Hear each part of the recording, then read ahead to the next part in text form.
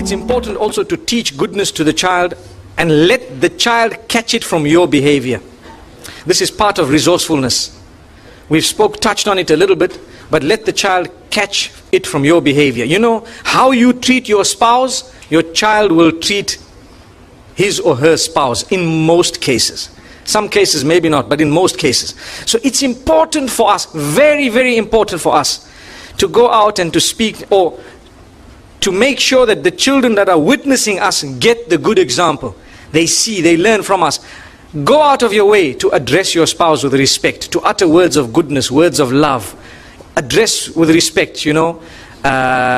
Listen to each other in a way that your children can see that, oh, when mom says something, dad gives it importance. So when I get married, I'm going to give what my wife says a lot of importance.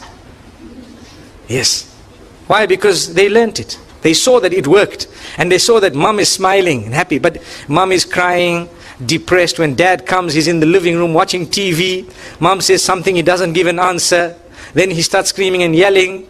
Then he goes and complains to his friends on the phone, and he does this and so on. Children are watching. Believe me, they think that when you get married, well, she's just a worker. She's here to cook your food, and she's here for your mother to take control of.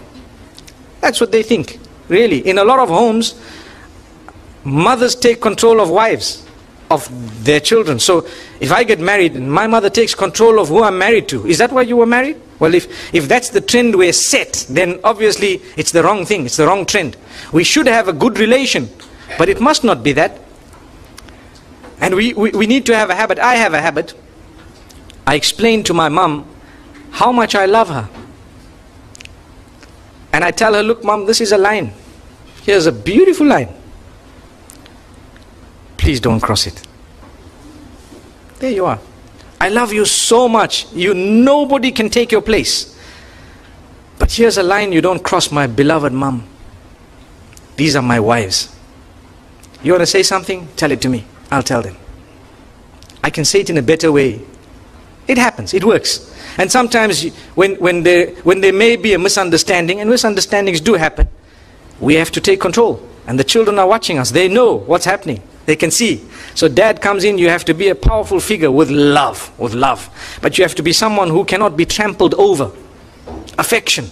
Your mother must never feel that you don't love her. No, you do. But she must know that, you know what, you cannot come and boss around my wife, because that's my wife. And that doesn't mean I don't love you. I really do love you. Maybe you cannot word it how I'm wording it to you now, but in your own way you need to say things.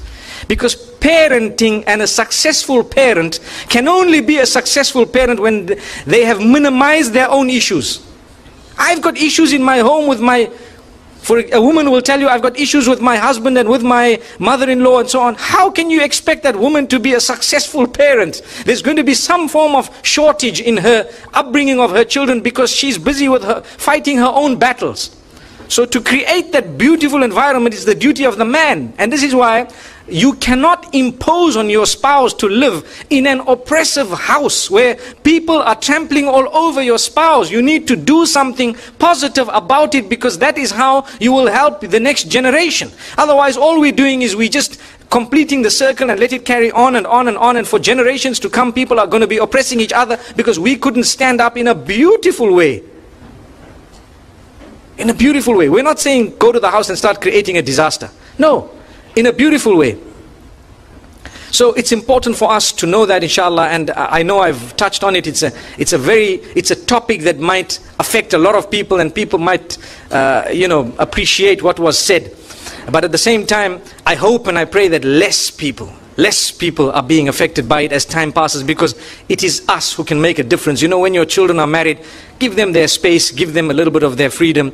Make sure that you don't want to control every aspect of their lives and so on. You should have already given them the skills to manage their own lives by the will of Allah subhanahu wa ta'ala.